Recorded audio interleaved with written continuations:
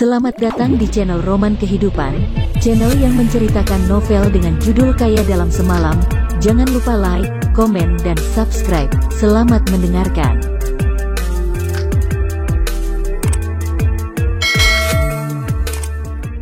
Bab 606. Masalah masih belum terselesaikan. Tuan. Paman Huang tampaknya ketakutan di dalam panggilan sana, dan pada saat yang bersamaan, suara di dalam panggilan tiba-tiba berubah. Ponselnya telah direbut, Tuan Qin Lang. Orang itu mulai berbicara dan suaranya terdengar bermartabat dan dingin.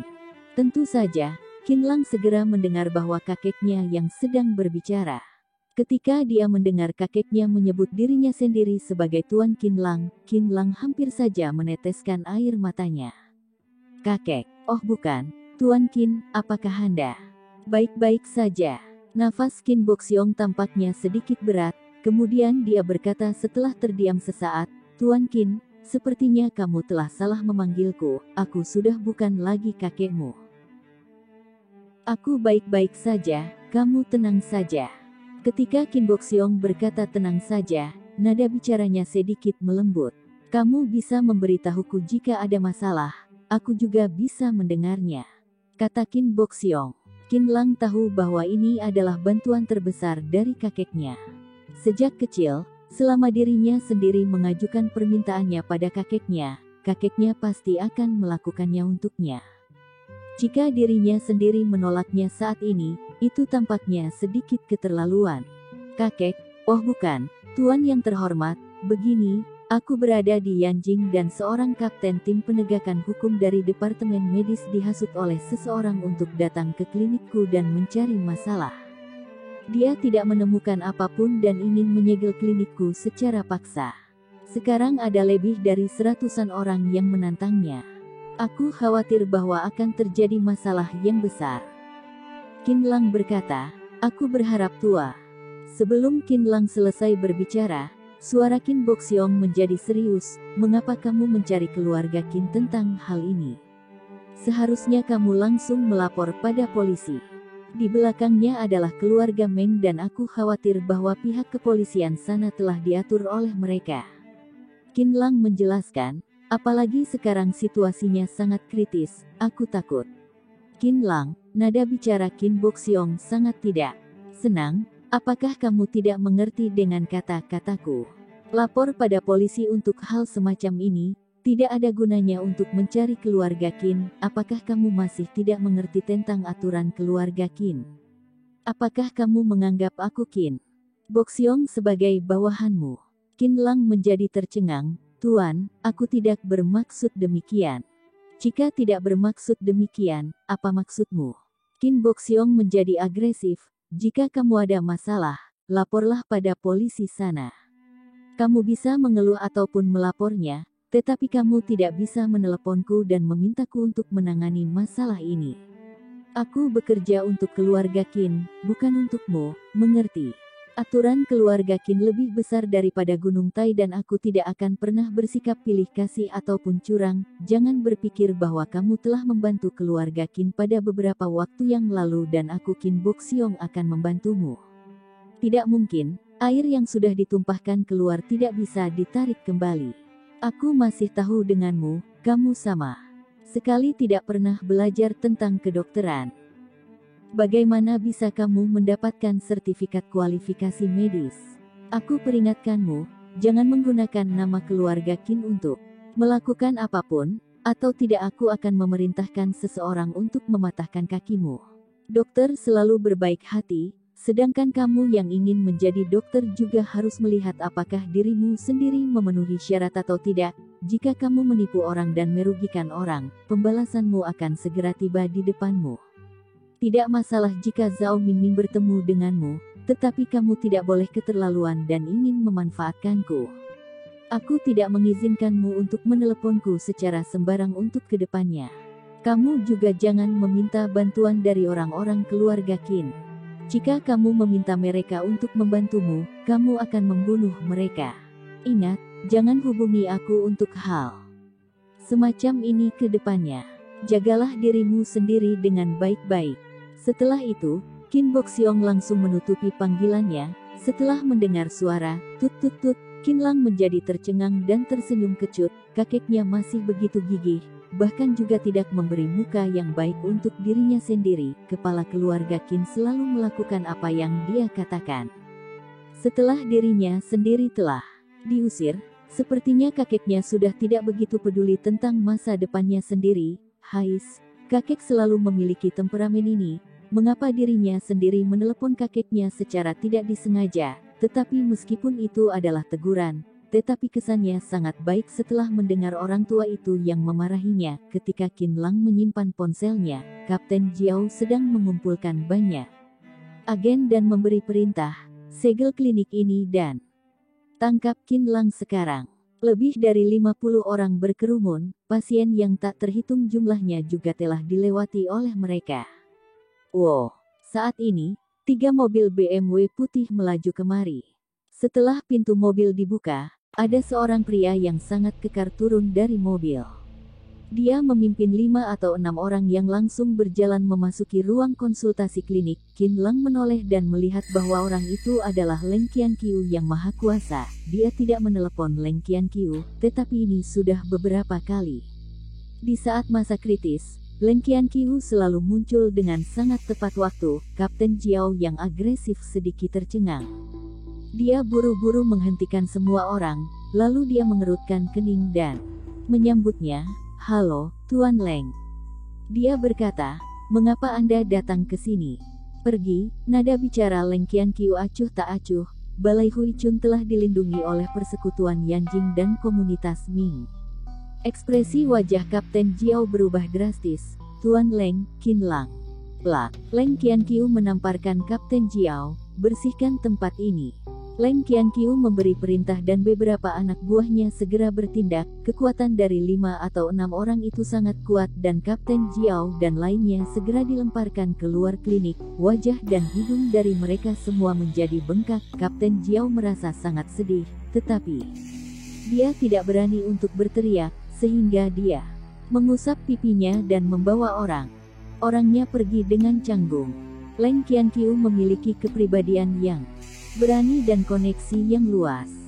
Selain keterampilan bela dirinya yang hebat, dia juga memiliki latar belakang dari komunitas Ming yang menonjol. Kapten Jiao tahu bahwa dirinya sendiri tidak dapat menyinggungnya, sehingga dia hanya bisa melarikan diri. Setelah Leng Qianqiu mengusir Kapten Jiao dan lainnya, dia juga tidak tinggal terlalu lama di klinik, agar tidak mempengaruhi Qin Lang dan lainnya yang sedang memeriksa pasien. Oleh karena itu, setelah dia menyapa Qin Lang, dia langsung membawa orang-orangnya pergi. Kemudian, Qin Lang lanjut untuk memeriksa pasien dan pada saat yang bersamaan, dia mengirimkan sebuah pesan kepada Chang Zihong. Dia ingin meminta keberadaan Ming Ming.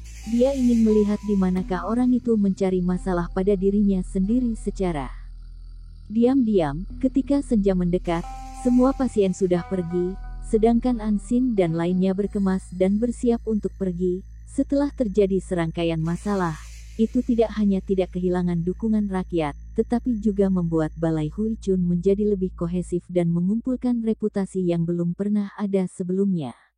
Ansin dan lainnya juga merasa terpenuhi dan memiliki sejenis rasa pencapaian yang tidak dapat dijelaskan dengan jelas di dalam hati mereka. Ini jauh lebih menyenangkan daripada perasaan yang dibawa oleh uang.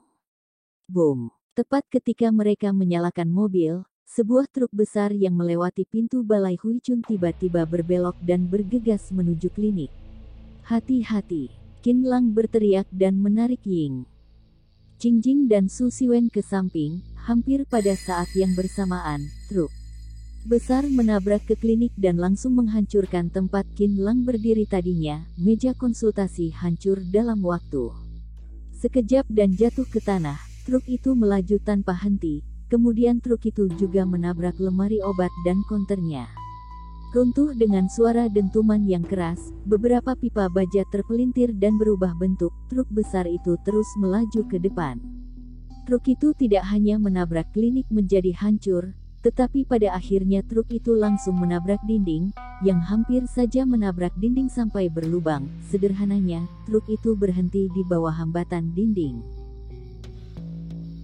Bab 607 Xiao Feng terluka truk itu menabrak ke dalam klinik. Di bawah suasana yang kacau, Qin Lang tiba-tiba mendengar suara teriakan yang menyakitkan di sana.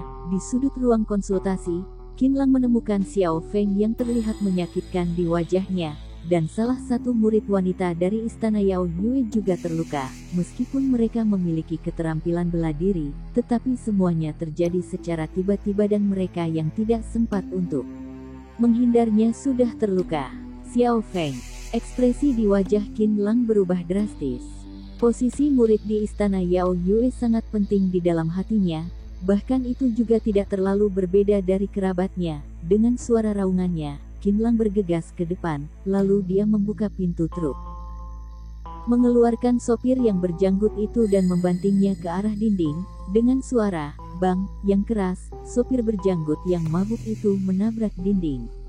Tubuhnya tiba-tiba terguncang dan kemudian jatuh ke tanah. Sungguh menyakitkan sekali. Ying Jingjing terlahir sebagai seorang pembunuh dan kepribadiannya sangat berbeda dari orang biasa.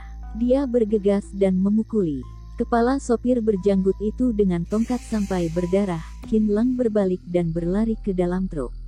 Dia menarik gigi truk secepat mungkin, kemudian dia memundurkan truk besar itu dan berhenti di luar klinik. Dia menendang pintu truk dan turun dari truk lagi, kemudian dia bergegas ke sudut dengan matanya yang merah. Xiao Feng berbaring di sudut. Mulut dan hidungnya berlumuran darah dan lemari obat di depannya hancur. Meskipun ada lemari obat yang menghalanginya di depan dan masih berada di sudut dinding, tetapi hantaman dari truk besar itu tetap membuat Xiao Feng terluka parah. Penguasa. Xiao Feng menatap Qin Lang. Ketika dia ingin berbicara, dia malah memuntahkan seteguk darah. Xiao Feng, jangan bicara, tahan dulu, kamu pasti baik-baik saja, pasti baik. Baik saja, Qin Lang memeluk Xiao Feng, lalu dia meletakkannya di atas kursi dengan cemas dan meraung. Jarum perak, jarum perak. Su Xiwen buru-buru bergegas kemari, An Xin dan lainnya semua turun dari mobil untuk membantunya. Qin Lang pertama-tama mengayunkan energi sejatinya untuk menstabilkan vitalitas tubuh Xiao Feng, kemudian dia mengambil jarum perak untuk menyelamatkannya. Dia berusaha menarik Xiao Feng kembali dari gerbang neraka. Satu persatu dari jarum perak ditusuk ke titik akupuntur di bagian dada dan sirup obat mengalir ke dalam tubuh Xiao Feng melalui ujung jarum. An Xin juga menghubungi ambulans untuk mempersiapkan transfusi darah. Setengah jam kemudian, kondisi Xiao Feng sudah stabil, tetapi Qin Lang malah kelelahan dan terjatuh di tanah. Pakaian di bagian belakangnya sudah hampir basah kuyup. Jika digantikan dengan orang yang tidak dikenal, Qin Lang pasti tidak akan seperti ini. Tetapi jika terjadi pada orang yang dekat dengannya, jiwanya pasti akan terasa gugup. Ketika Qin Lang menjalani kitab racikan obat untuk mengisi kembali energinya, beberapa mobil polisi juga melaju kemari dan muncul dengan lampu peringatan setelah menyelidiki tempat kejadian.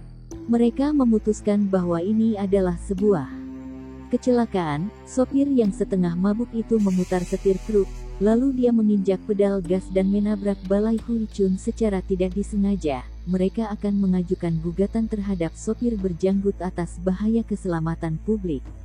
Mabuk, kesalahan dalam operasi.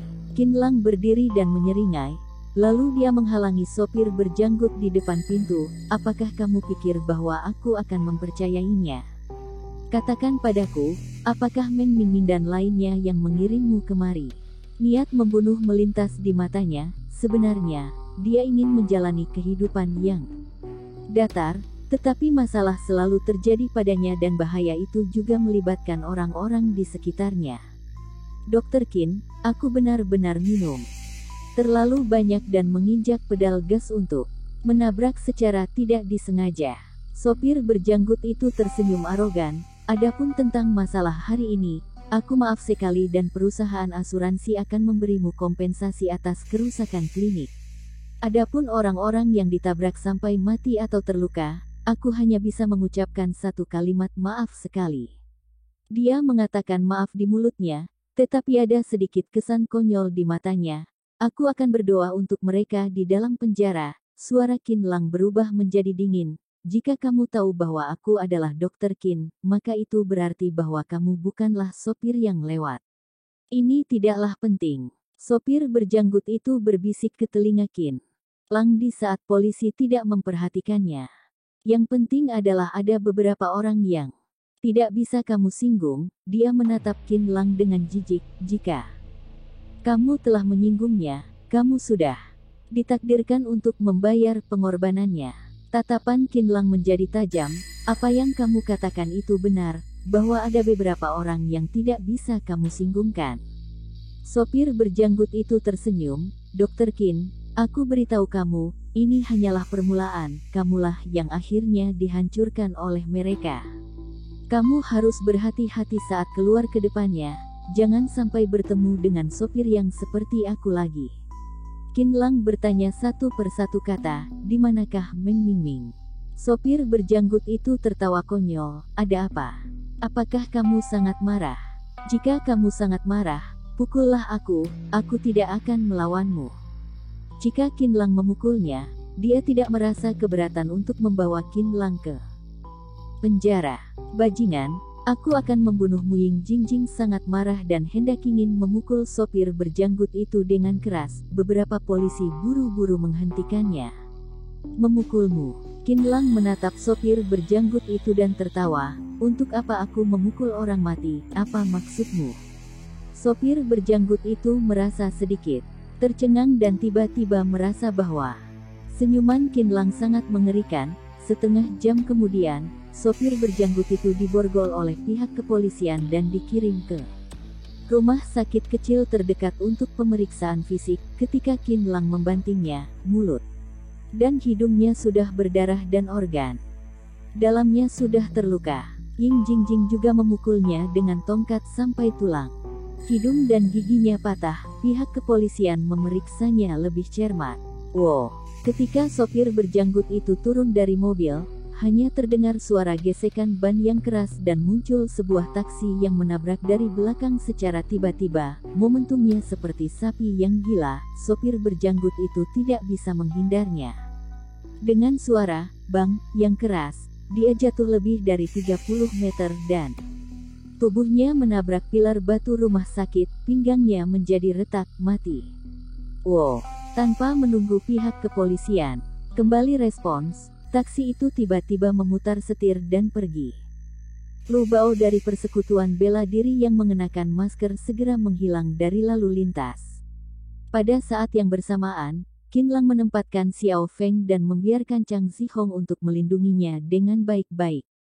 Kemudian, dia masuk ke dalam mobil off-road dan melihat pesan yang dikirim oleh Chang Zihong, Bar Happy Time. Bar Happy Time adalah klub kelas menengah ke atas yang luas dengan banyak dekorasi yang mewah, baik dari sosok tubuhnya atau penampilannya. Penyambut tamu dan satpam di depan pintu tampaknya baik. Ketika Qin Lang mengendarai mobilnya masuk ke dalam, klub itu sangat ramai. Mobil mewah bolak-balik dan aroma wangi menerpa orang-orang. Pria tampan dan wanita cantik saling menemani satu sama lain dan menunjukkan lingkungan hidup di sekitar yang mewah, tetapi Qin Lang tidak menikmatinya. Kemudian dia memarkir mobilnya dan langsung berjalan masuk ke dalam aula. Tujuannya sangat jelas dan dia langsung menuju ke lantai 7. Intelijen Chang Zihong menunjukkan bahwa Meng Mingming mengadakan pesta ulang tahun di sini pada malam hari ini. Sebenarnya, Qin Lang sudah lama tahu bahwa keluarga Meng Mingming selalu merupakan mafia di kota Yanjing dan memiliki banyak koneksi, terutama ayahnya Meng Mingming, Meng Yaodong yang mengendalikan dunia medis. Statusnya sangat jelas dan tidak perlu dijelaskan lagi. Selama beberapa tahun ini, ada banyak rumah sakit dalam negeri dan internasional ingin memasuki Tiongkok, tetapi mereka sama sekali tidak dapat menembus Yanjing. Sebelumnya, ada 5 atau 6 perusahaan yang kuat masuk, tetapi akibatnya mereka dihukum berat ataupun muncul kecelakaan, yang menyebabkan perusahaan mereka ditutup dalam waktu 3 bulan. Qin Lang bisa melihat kekuasaan dari keluarga Meng yang sengit ini, tetapi dia sama sekali tidak memikirkan konsekuensi apapun. Mereka telah membayar kerugian kepada dirinya sendiri sebesar 10.000 tahil emas dan menyatakan penyerahan mereka di bawah pengawasan Lin Shaoxiong, tetapi mengapa pisau di tangan mereka masih belum dilepaskan? Qin Lang yang sekarang hanya ingin meminta Meng Mingming membayar kembali hutang darahnya. 1 menit kemudian, Qin Lang berjalan keluar dari lift. Ada 2 pria yang berpakaian hitam di lantai 8. Ketika mereka melihat Qin Lang, mereka melangkah maju dan mencegatnya. Lokasi acara Tuan Muda Meng dilarang masuk. Bab 608. Batas kesabaran. Mereka berteriak dengan kejam, "Pergi sana!" Bang bang.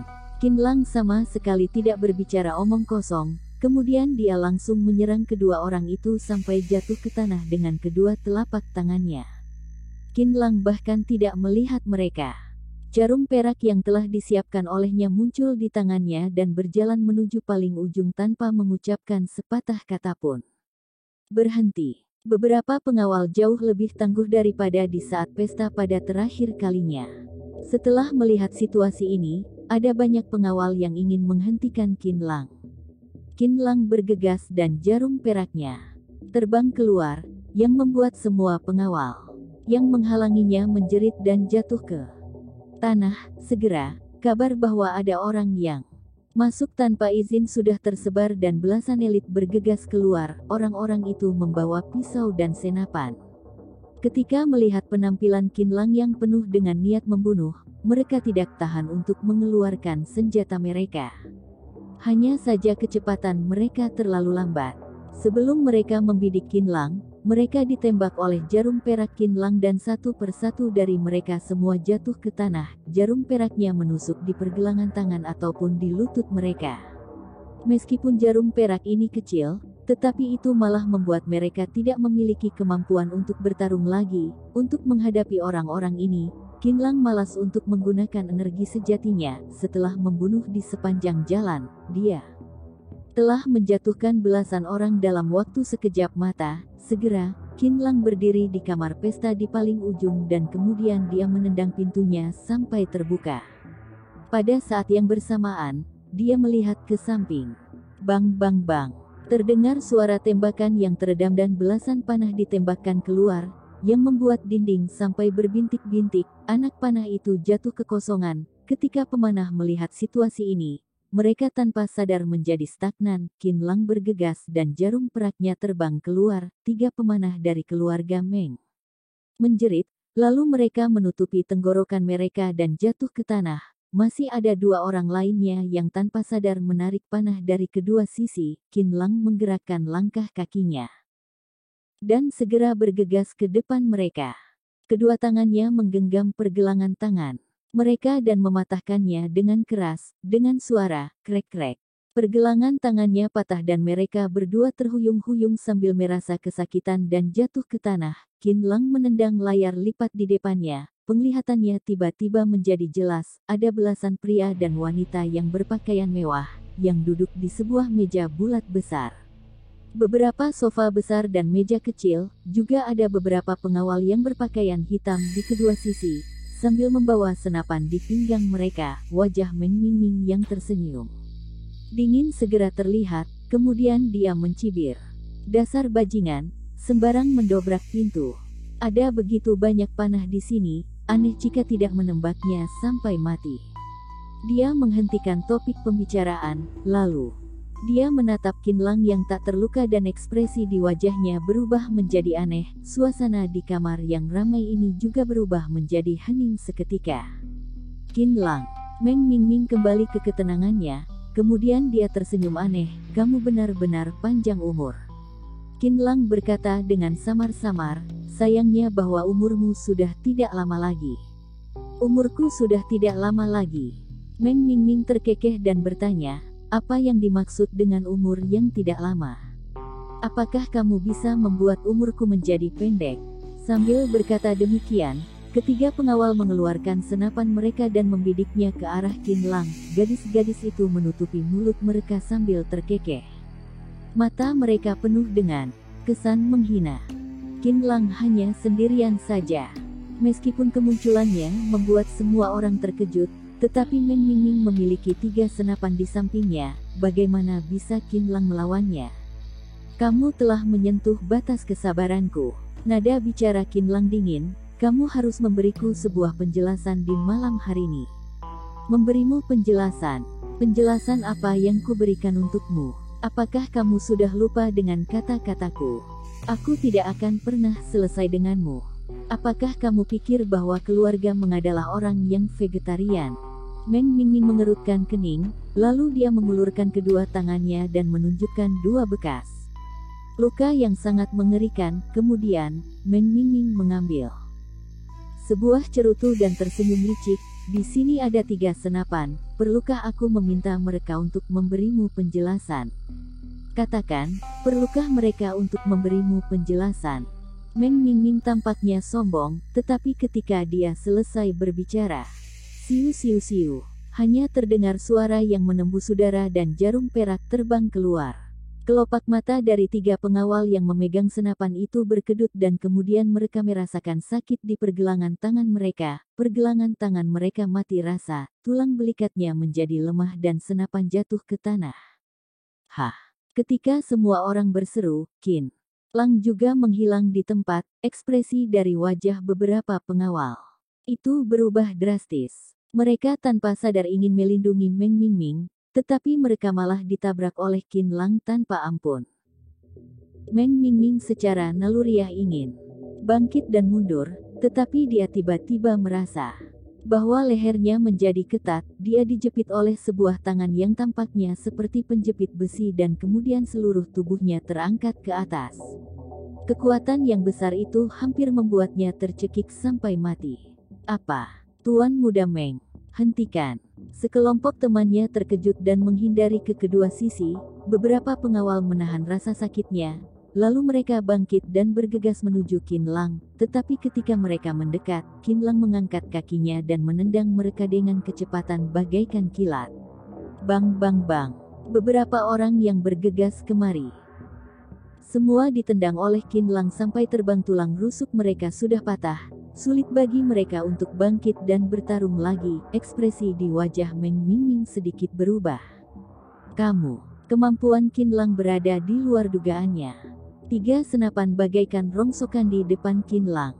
Aku selalu merasa bahwa kamu harus menerima pelajaran di saat aku menusuk kedua tanganmu pada hari itu. Qinlang mencekik leher Meng Mingming. Tetapi sepertinya aku terlalu naif dan baik hati. Sekarang, seharusnya bajingan yang sepertimu dibunuh dengan tanpa ampun. Katakanlah, bagaimana caramu ingin mati di malam hari ini? Ketika dia memikirkan Xiao Feng yang terluka parah, niat membunuh yang kuat melintas di matanya. Apa yang ingin kamu lakukan? Membunuh orang. Meng Mingming mempertahankan seringainya.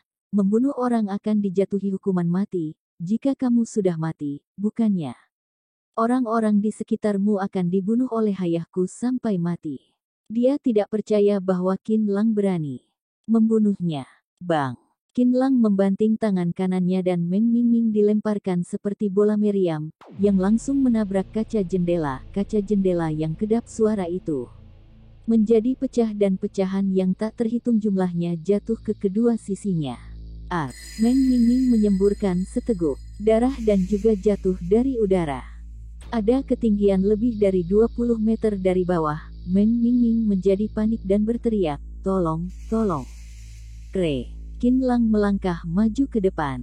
Ketika Meng Mingming hendak akan jatuh, dia mencubit tenggorokannya lagi. Semua orang di tempat menjadi berteriak dan gadis-gadis itu hampir saja runtuh. Adegan ini terlalu mengejutkan orang. Qinlang menatap wajah Meng Mingming.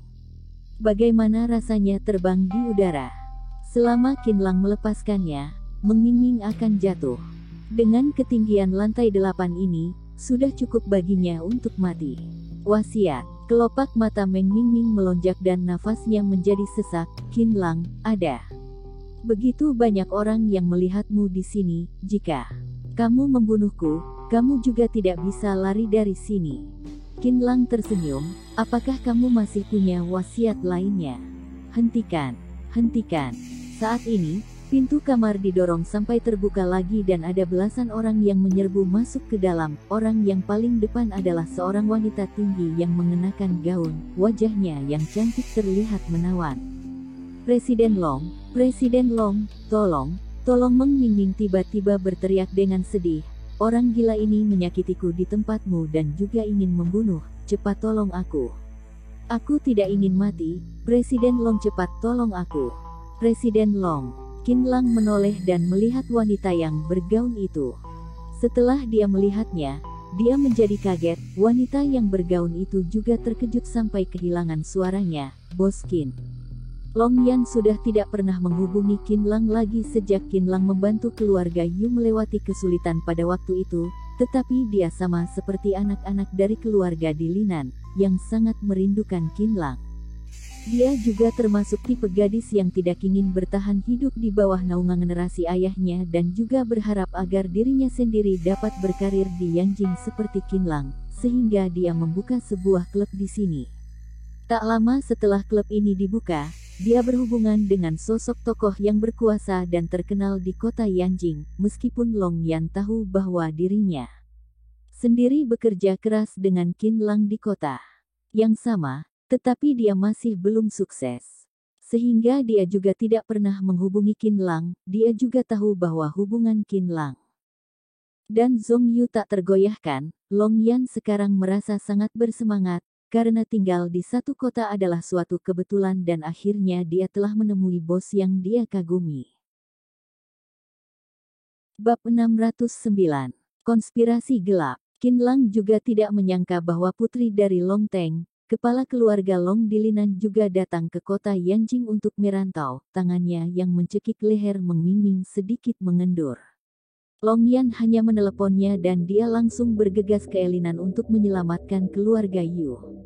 Ini menunjukkan bahwa ada jodoh di antara mereka. Mata Long Yan penuh dengan kejutan dan kelembutan bagaikan air. Hati Qin Lang sedikit melunak, kemudian dia mencekik leher Meng Mingming dengan erat lagi dan menatap Long Yan dan lainnya dengan acuh tak acuh. Klub ini jelas milik Long Yan. Jika tidak, Long Yan juga tidak akan muncul di sini. Dia juga tidak akan buru-buru ke sini untuk menghentikannya. Bos, apakah ini salah paham? Bisakah kamu melepaskannya dulu? Long Yan merasa sedikit gugup, sambil mengedipkan matanya yang indah. Long Yan mendengar bahwa terjadi sesuatu hal di klub pada malam hari ini, sehingga dia membawa sekelompok orang untuk bergegas kemari. Tak terduga bahwa begitu dia memasuki lantai 7, dia melihat ada banyak orang yang terluka di lantai dan juga ada banyak senjata di sana. Ketika dia bergegas ke kamar pesta ini, dia bahkan melihat Meng Mingming yang dicekik ke jendela oleh seseorang. Setiap lantai memiliki tinggi sekitar 3,5 meter dan total ketinggiannya hampir 30 meter.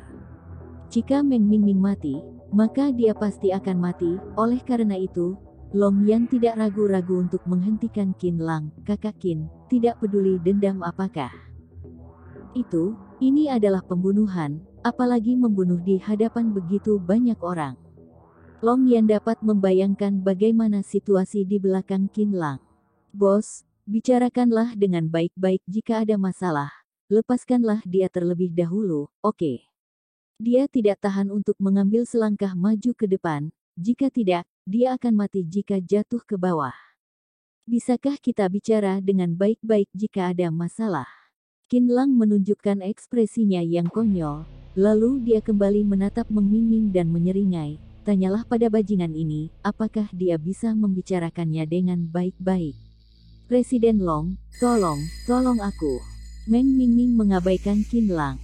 Dia hanya terus meminta pertolongan dari Long Yan. Aku mengadakan pesta ulang tahun di sini. Orang gila ini tiba-tiba masuk untuk melukai orang, apalagi juga berkata bahwa ingin membunuhku. Kamu cepat hentikan orang gila ini. Di sini adalah tempatmu dan aku datang untuk mendukungmu dan keluarga Chu di Yanjing. Jika terjadi apapun padaku, bisnis kalian tidak hanya tidak bisa berjalan, tetapi juga akan dimintai pertanggungjawaban oleh ayahku. Cepat panggil polisi untuk menangkap bajingan ini. Dia tampaknya panik, seolah-olah dia telah dibuat ketakutan oleh Qin Lang dan juga membuat orang merasa kasihan padanya. sekelompok temannya juga ikut bersuara dan menegur Qin Lang yang keterlaluan. Dari kata-kata mereka, Qin Lang tampaknya seperti gangster jahat yang tidak bisa membedakan antara yang benar dan salah. "Bos, aku mohon padamu." Kelopak mata Long Yan melonjak, lalu dia menatap Qin Lang dengan gugup dan berkata, "Jika ada dendam, duduklah untuk membicarakannya dengan baik-baik, atau tidak biarkan pihak kepolisian datang untuk menanganinya." Dia menasihati Qin Lang, "Kamu akan masuk ke dalam penjara jika kamu membunuh orang. Qin Lang, bunuh aku malam ini, atau tidak aku mengirimmu masuk ke dalam penjara." Meng Mingming tiba-tiba berteriak dengan arogan lagi, "Kamu telah melukai begitu banyak orangku dan memukulku sampai seperti ini, tidak akan sembuh selama 3 hingga 5 tahun. Dia menjadi bergejolak, "Aku tidak percaya bahwa kamu Qin Lang dapat menaklukkan langit Tiongkok." "Diam!" Qin Lang menggerakkan pergelangan tangannya dan mengetuk Meng Mingming yang sedang berjuang ke dinding. Meng Mingming menjerit dan kepalanya menjadi berdarah. "Bos, kamu jangan melangkah ke langkah ini, bicarakanlah dengan baik-baik." Ketika dirangsang oleh darah merah itu, kesan gugup melintas di mata Long Yan, tetapi orang-orang tidak tahu apakah Long Yan sedang mengkhawatirkan Qin Lang atau Meng Mingming. "Sungguh, kita tidak pantas untuk mempertaruhkan masa depan kita sendiri untuk orang yang tidak berhubungan dengan kita. Apakah dia pantas?" teriak Long Yan. Kegugupan ini bukan mengkhawatirkan Meng Mingming akan jatuh dan mati, tetapi dia mengkhawatirkan Qin Lang akan terlibat dalam masalah karena hal ini. Masa depan. "Hehe." Qin Lang tiba-tiba menoleh, "Dia tidak akan berpengaruh pada masa depanku. Melainkan bajingan ini telah melakukan banyak hal yang merugikan orang." Meng Mingming berteriak dengan susah payah, "Aku tidak melakukan apapun, semuanya ini karena kamu yang datang mencari masalah. Keluarkan buktinya jika aku melakukan hal yang buruk." Dada Long Yan sedikit berfluktuasi, dia jelas bukan orang yang baik, tetapi juga akan ada hukum dan Tuhan yang menghukumnya. Long Yan tidak tahan untuk merasa sedikit sedih. Mungkin saja pertemuannya bersama Qin Lang pertama kalinya di Yanjing akan berakhir. Semua orang sedang melihat Qin Lang. Jika Qin Lang membunuh Meng Mingming, pasti akan sulit bagi Qin Lang untuk mundur. Bagaimanapun, waktu Qin Lang di Yanjing terbatas dan tidak sebanding dengan kerja keras keluarga Meng selama puluhan tahun. Keadilan yang terlambat bukanlah keadilan. Qin Lang berbicara tanpa basa-basi. "Daripada menunggu Tuhan menghukumnya, lebih baik aku mencekiknya sekarang." Setelah melihat Qin Lang yang tidak mendengar bujukannya, nafas Meng Mingming menjadi sesak dan Long Yan menjadi cemas. "Bos, apakah kamu benar-benar sangat membencinya?" "Qin Lang, cepat lepaskan Meng Mingming. Klub sudah melapor pada polisi dan pihak kepolisian akan segera datang. Saat itu, tidak peduli apakah terjadi sesuatu hal pada Meng Mingming atau tidak, kamu akan mendapatkan banyak masalah." Teriak dari seorang teman Meng Mingming. Qin Lang menatap wanita itu dengan samar. "Apakah kamu sedang khawatir bahwa jika Meng Mingming sudah mati, hal ini akan mempengaruhi bisnis klubmu dan akan menyebabkan banyak masalah untukmu?" Suasana hati Long Yan sangat rumit. Dia tidak tahu harus berkata apa, di depan begitu banyak orang, bagaimana bisa Long Yan mengatakannya. Dia berpikir di dalam hatinya, "Kakak Qin, bahkan jika kamu membakar klub ini, aku juga tidak akan menyalahkanmu. Tetapi jika kamu membunuh bajingan itu, apakah dirimu sendiri bisa lepas dari segala masalah?" Long Yan menjadi kebingungan setelah ditatap oleh Qin Lang. Dia juga tidak akan mendukung kakak Qin untuk membunuh orang bukan. Tetapinya kepalanya jelas miring ke satu sisi. Bang! Ketika Qin Lang menunjukkan ekspresi yang menghina, kedua kaki Meng Mingming sedikit terbungkuk dan kemudian terbanting menuju jendela. Seluruh tubuhnya langsung terbang keluar dari telapak tangan Qin Lang seperti anak panah. Dia jatuh dari ketinggian hampir 30 meter. Dengan suara jeritan yang menyedihkan, Meng Mingming jatuh ke tanah. Kemudian seluruh tubuhnya berdarah dan mati di tempat. Semua orang berseru dan menatap Qin Lang di samping jendela dengan kaget ketika Meng Mingming membanting Kedua kakinya, gerakannya telah dihalangi oleh tubuh Qin Lang, sehingga tidak ada orang yang sama sekali melihat bahwa Meng Mingming mencari mati sendiri. Semua orang mengira bahwa Qin Lang yang melemparkan Meng Mingming jatuh ke bawah. "Bos!" Long Yan berseru, lalu dia bergegas dan bersandar di jendela untuk melihatnya. Hanya melihat banyak satpam dan tamu yang mendekat dan mengepung Meng Mingming di bawah cahaya lampu putih yang pucat. Meng Mingming tidak bergerak dan penuh dengan genangan darah di sekujur tubuhnya. Kepala Long Yan menjadi pusing. Teman-temannya Meng Mingming juga tercengang. Mereka tidak menyangka bahwa Meng Mingming sudah mati, apalagi juga tidak menyangka bahwa Qin Lang bisa membunuh orang di hadapan umum seperti ini. Sungguh kejam, sungguh mendominasi. Mereka yang marah juga merasa sedikit takut, sedangkan Qin Lang malah terlihat santai dan tenang. Dia tahu bahwa ini bukan kesalahan dirinya sendiri, melainkan Meng Mingming yang bunuh diri. Apakah generasi kedua kaya seperti Meng Mingming akan mencari mati sendiri? Selanjutnya, wajah Qin Lang menjadi dingin dan telah mencium aura konspirasi yang gelap. Wajah Long Yan yang cantik menjadi pucat dan kemudian dia menangis. Pada saat yang bersamaan, pintu di tendang terbuka lagi dan ada sejumlah besar petugas polisi yang masuk. Jam 7:30 pagi, di kantor polisi cabang ke-6 di kota Yanjing, Su Siwen, Ying Jingjing dan lainnya bergegas dengan cemas. Tepat setelah mereka baru saja memarkir mobil, Long Yan dan lainnya berjalan keluar dari aula kantor. Setelah menerima informasi bahwa Qin Lang ditangkap masuk ke dalam kantor polisi, Su Siwen dan lainnya segera bergegas kemari. Mereka tidak mengenal Long Yan. Qin Lang ini adalah orang yang kejam, dia harus dikurung di dalam penjara. Seorang pria paruh baya di samping Long Yan meraung dengan kejam. Beraninya dia membunuh orang di tempatku? Apakah dia mengira keluarga cuku seperti kucing yang sakit? Long Yan mengerutkan kening dan matanya berkaca-kaca. Tidak mungkin. Setelah Ying Jingjing mendengar orang-orang di sekitar Long Yan berkata demikian, dia tiba-tiba berkata, "Aku percaya jika ketua melukai orang dan aku juga percaya jika ketua membuat Meng Mingming menjadi cacat, tetapi tidak mungkin jika ketua membunuh orang di hadapan umum."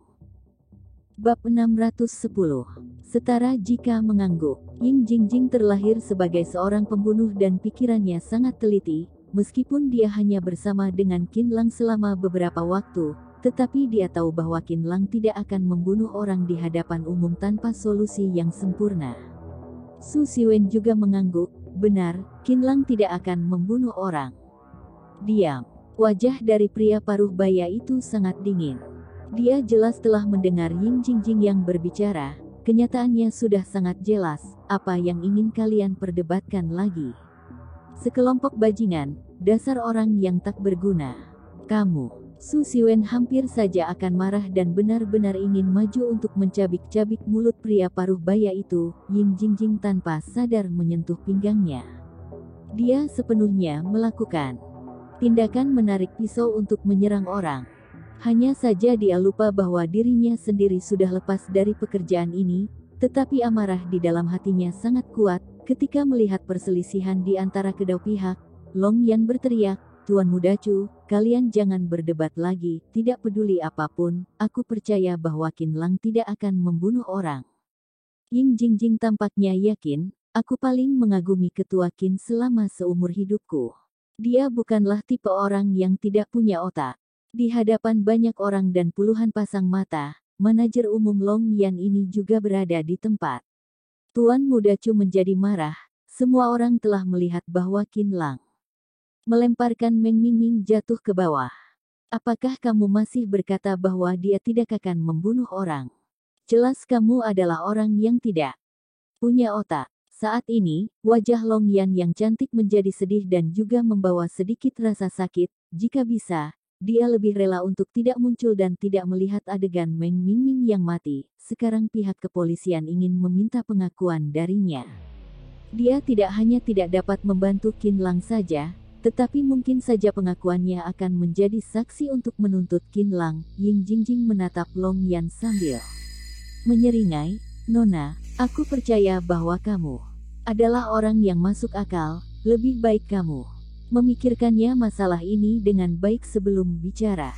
Jika tidak, kamu akan mendapatkan balasan dari karma. Kata-kata Ying Jingjing jelas membawa kesan ancaman yang kuat. Ketika dia bergaul dengan Qin Lang selama beberapa hari ini, dia telah menyaksikan kebaikan Qin Lang terhadap pasien dan toleransi untuk dirinya sendiri dan 8 dokter hebat. Dia mengeluarkan sebuah kesimpulan bahwa Qin Lang adalah yang paling menarik dan layak untuk bersikap setia padanya di antara semua pria yang dia kenal. Belum lagi tingkat keterampilan bela dirinya yang berada di luar jangkauan orang biasa selama beberapa kali kehidupan. Orang yang seperti dia dapat membunuh orang secara diam-diam dengan satu jari tangan. Mengapa dia harus membunuh orang di hadapan umum, yang akan mendatangkan masalah yang tidak diperlukan untuk dirinya sendiri? Qin Lang sama sekali tidak akan membunuh orang. Ying Jingjing merasa bahwa sekelompok orang ini benar-benar tidak punya mata. Jika ketua ingin membunuh orang, dia bahkan tidak perlu mengambil pisau, sedangkan aku jauh lebih kalah darinya. Ying Jingjing menatap Long Yan. Sial, beraninya kamu mengancam Long Yan, aku akan menghancurkanmu. Tuan muda Chu itu menjadi sangat marah. Keluarga Chu, mereka mendukung Long Yan dari Linan dan sudah memiliki rencana untuk menikahi Long Yan sebagai istrinya sejak awal. Tentu saja mereka akan marah. Wajah Long Yan malah tidak menunjukkan sedikit kesan marah, melainkan dia menjadi bengong. Apakah matanya sudah buram? Dia lebih rela untuk percaya pada dirinya bahwa matanya sudah buram. Adapun tentang ancaman dari Ying Jingjing, dia bisa memahaminya sepenuhnya. Karena Ying Jingjing menunjukkan perhatiannya kepada bos, itu tidak apa-apa. Qin Lang sekarang menyangkal bahwa dia yang melemparkan Meng Mingming jatuh ke bawah. Dia bukan berdalih, melainkan Meng Mingming itu mencari mati sendiri. Long Yan merasa dirinya sendiri menjadi pusing. Dia juga kenal dengan Meng Mingming itu dan tahu bahwa keluarga Meng di Yanjing sangat kuat. Mengapa dia ingin bunuh diri? Long Yan memikirkannya sampai pusing. Long Yan, apakah kamu baik-baik saja? Tepat ketika Long Yan mengalihkan pikirannya, ada beberapa mobil yang melaju kemari. Setelah pintu mobil dibuka, muncul beberapa tuan muda dari kota Yanjing. Ada salah satu orang dari mereka yang dikenal sebagai tuan muda Yang. Dia sangat tampan, lalu dia berdiri di depan Long Yan dan menghela nafas. Aku juga telah mendengar tentang masalahnya dan juga telah memahami situasinya di tempat kejadian.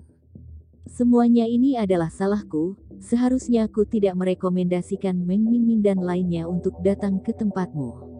Dia tampaknya menyesal. Aku tidak hanya tidak membantumu saja, tetapi juga membawa masalah untukmu. Lupakan kata-kata Tuan Muda Chu, ini sama sekali bukan urusanmu. Tuan Muda Chu tidak peduli untuk menghadapi Ying Jingjing dan lainnya, melainkan dia hanya menatap Ying Jingjing dengan dalam dan buru-buru mengambil alih pembicaraan Tuan Muda Yang itu. Masalah ini sama sekali dilakukan oleh Qin Lang yang tidak takut pada apapun. Tuan Muda Chu terus mengangguk. Benar, semuanya ini karena Qin Lang itu. Dia telah melibatkan Long Yan dan klub. Diam. Long Yan tidak bisa mendengarnya lagi. Dia berteriak.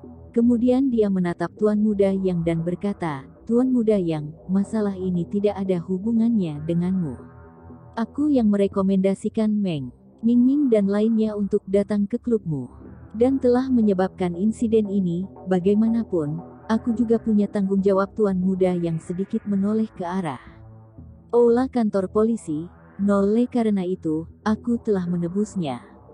Meng Mingming sudah mati dan Yang hidup akan terus berlanjut. Aku mendengar bahwa kamu kenal dengan Qin Lang dan selalu memanggilnya bos, bukan? Long Yan menundukkan kepalanya, seolah-olah pemikirannya sudah terungkap di depan umum. Tuan Muda Yang ini jauh lebih kuat daripada Meng Mingming di kota Yanjing. Tuan Muda Yang ini selalu membantu dirinya sendiri, lalu juga berkata bahwa dia melihat muka dari Tuan Long Teng untuk datang ke sini. Sedangkan Long Yan juga tidak mengerti apa maksudnya. Mata dari Tuan Muda Chu itu membelalak. Dia tidak menyangka bahwa Long Yan memanggil Qin Lang sebagai bos. Tenang saja, Tuan Muda Yang berkata. Aku yang Zhangwo telah mengatur semua. Saksi yang hadir, termasuk pengawal Meng Mingming. Mereka akan mengubah pengakuan mereka dan tidak lagi menuduh Qin Lang yang membunuh Meng Mingming. Meng Mingming yang jatuh dari tangan Qin Lang karena perjuangannya berlebihan, sekarang hanya tersisa pengakuanmu. Ketika pihak kepolisian menginterogasimu di lain harinya, kamu beritahu mereka bahwa kamu telah mengalami pukulan yang sangat besar pada saat itu, sehingga kamu tidak dapat mengingat apapun lagi. Tanpa adanya saksi, Qin Lang tidak akan dianggap telah membunuh orang di hadapan umum. Adapun apakah Qin Lang membunuhnya atau Meng Mingming yang jatuh sendiri ke bawah, itu tergantung pada bukti yang dimiliki oleh pihak kepolisian. Aku rasa bahwa mereka juga tidak akan dapat menentukan apakah Meng Mingming dibunuh atau jatuh ke bawah secara disengaja. Dengan cara ini, berdasarkan prinsip tanpa kecurigaan, Qin Lang paling tidak hanya melakukan tindakan pembunuhan secara tidak disengaja. Setelah beberapa operasi, dia akan keluar setelah 3 hingga 5 tahun. Tuan muda yang menambahkan satu kalimat dengan nada bicara yang lembut. Dengan cara ini, kamu juga bisa memberikan sebuah penjelasan kepada bosmu. Setelah mendengar kata-kata ini, semua orang di tempat menjadi terkejut dan menatap Yang Zhangwo dengan kesan sulit untuk dipercaya. Sepertinya tidak ada orang yang menyangka bahwa dia akan beroperasi seperti ini. Meskipun Yang Zhangwo hebat, tetapi dia sangat akrab dengan Meng Mingming. Setidaknya dia akan menjadi penengah. Bagaimana mungkin dia akan membantu orang yang tidak kenal seperti Qin Lang untuk menyelesaikan insiden yang sebesar ini? Lagi pula, takutnya orang-orang di dalam kalangan tidak tahu seperti apa keberadaan keluarga Meng di kota Yanjing. Putra dari Meng Yaodong sudah mati, tetapi malah tidak ada indikasi apapun. Mungkinkah ini sudah cukup baik jika mereka tidak membunuh Qin Lang di dalam penjara? Bagaimana mungkin mereka membiarkan Qin Lang dibebaskan? Ini sungguh aneh, benar-benar fantasi. Long Yan bahkan juga tercengang, karena operasi Yang Zhangwo ini benar-benar membuatnya tak terduga. Dia berseru dan mengucapkan sepatah kata, yang membuat Tuan Muda Chu jatuh ke dalam kebingungan. Tuan Muda Yang, terima kasih atas kebenaranmu. Long Yan, tidak apa-apa, aku hanya membantunya saja, tidak apa-apa.